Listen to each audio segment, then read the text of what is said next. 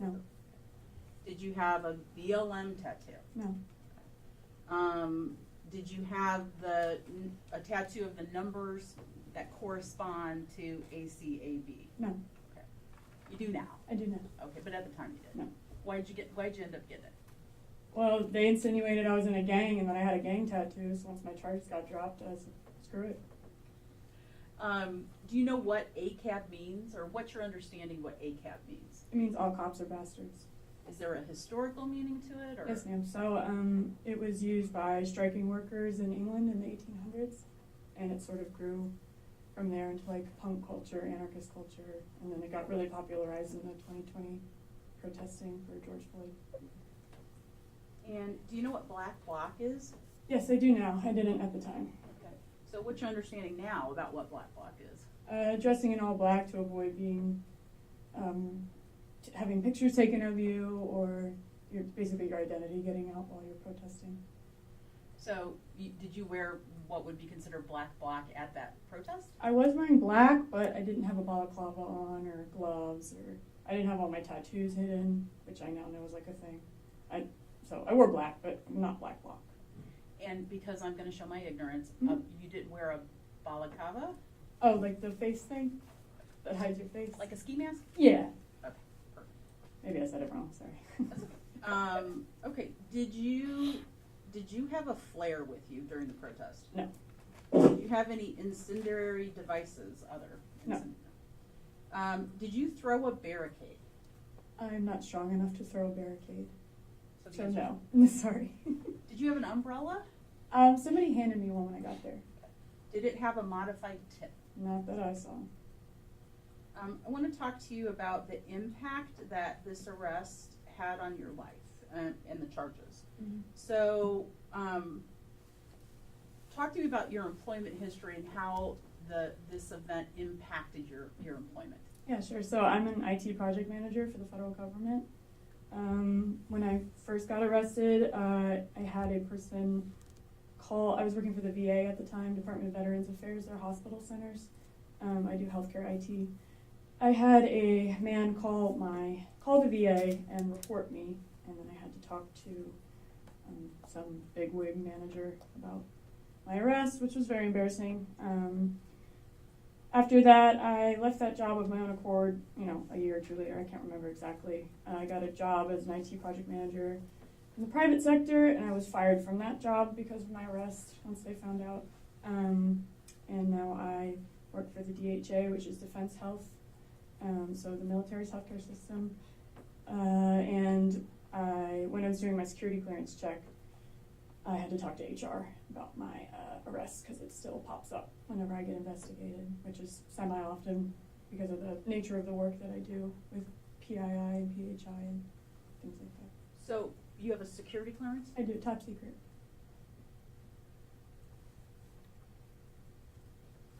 Were you in grad school after or during the arrest, or after when your case was pending? I was in grad school when I got arrested, yes. Okay. And did the arrest and the charges impact your grad school?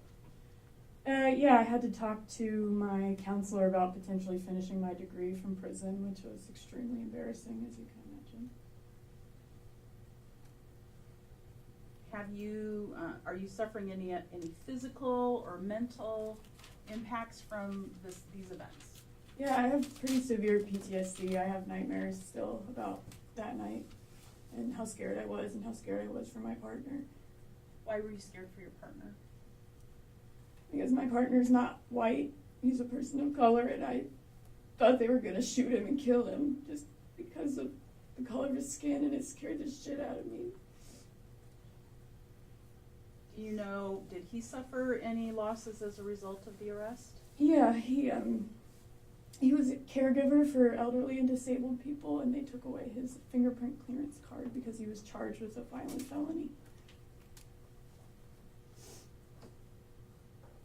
Did you receive any threats as a result of that protest and your arrest? I did, yeah, death and rape threats. So where did you receive, well, just talk to the panel about these threats and where you got them and what you were threatened with. Yeah, social media, so a couple, I think Twitter and Facebook. I got some death threats, like, where do you live, bitch? I'm gonna come to your house and blow your fucking head off, stuff like that. And then my partner, a guy messaged him and said, hope your girlfriend gets raped in prison. And did you ultimately, I mean, have you done anything with your social media presence? Do you still have one? Oh, I do, but I had to delete everything and start over. My LinkedIn, my Facebook, my Instagram, my Twitter, because it was all these like white supremacists telling me they were gonna kill me, you know. It was just really scary, and I almost hired actually private security at the behest of my first attorney, Matt Shannon. He actually recommended that I get personal security outside of my apartment because I was getting so many death threats. Does your name, if I were to Google you, does your name still show up? Oh yeah, my mugshot on antifawatch.net. It's the first thing you see when you Google my name, and it'll be there forever. What is Antifa Watch? It's they were like, oh, you guys are in Antifa, you know, like anti-fascist, that's what it means. And these crazy white supremacist people hate Antifa. So anyway, whenever people get arrested during like a civil rights protest, they put their mugshot on, where they live, their full name, their date of birth, what they were arrested for. Has this experience affected, you said you protested, you would protest before. Oh, Have yeah. you protested since all this happened? No. Do you think you ever will again?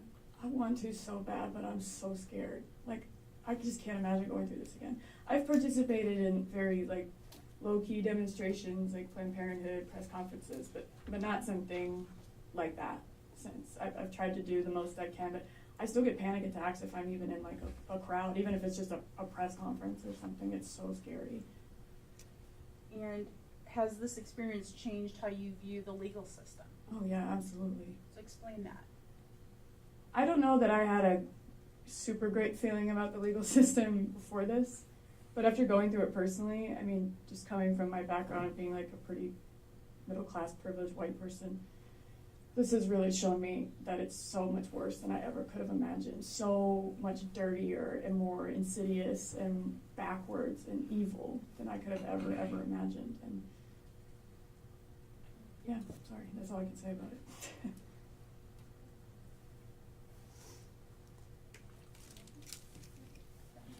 Cross-examination. Thank you, Your Honor. Ma'am, you were arrested by the City of Phoenix Police, is that who it was? Yes. But not by Ms. Sponsel or the County Attorney's Office, correct? No. And would you take a look at exhibit number 75? Mr. Chavista will help you find it.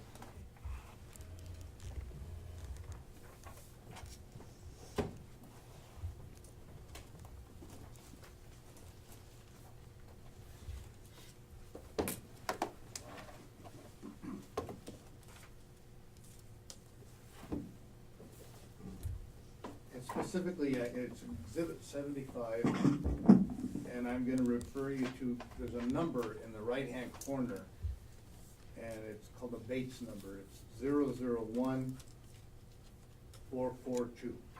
I see it. Okay.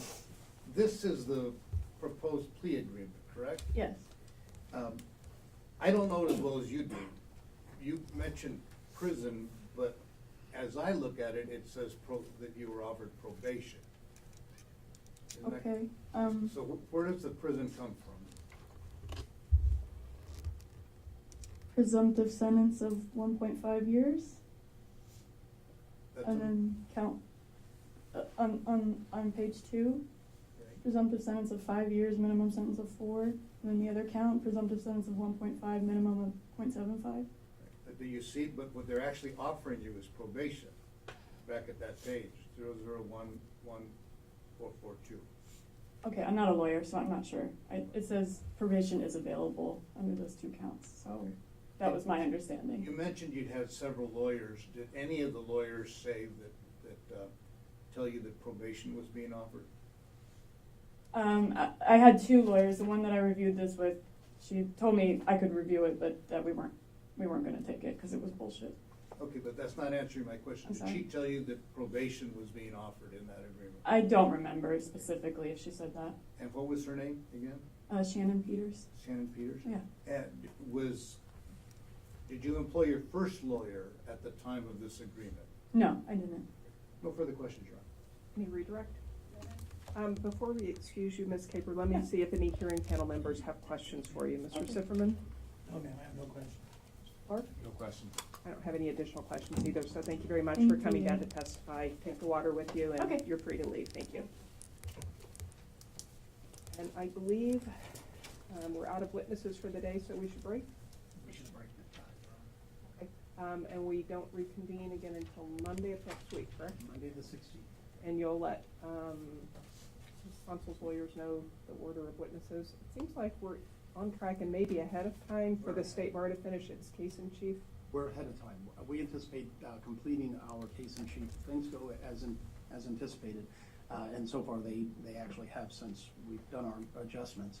We will finish our case in chief by the 20th, Friday the 20th. We have a date on the 16th, and then the next is the 20th. We will finish our case in chief on the 20th. And you will be calling Ms. Sponsel in your case in chief at some point, That's correct.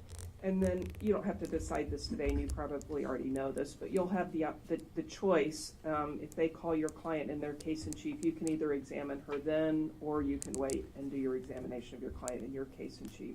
Matters not to me, but just, you'll have a choice of how you want to do it. Your Honor, my practice has always been to economize. So if they call my witness, my preference probably would be just to let's get it on and just ask the questions at that time. It's definitely your choice. And also what we will be, based on the collegiality from my colleagues, they mentioned this to me earlier today, so I will be prepared that Friday, the 20th, to at least have one witness. So if, let's say, for example, if they finish by noon on Friday, that afternoon, I'll at least be prepared with one witness. Yeah, that's great. And then the following week is when we have the 4 consecutive days. And I won't hold you to it strictly, but I'm hoping that you can finish your case in chief during those days.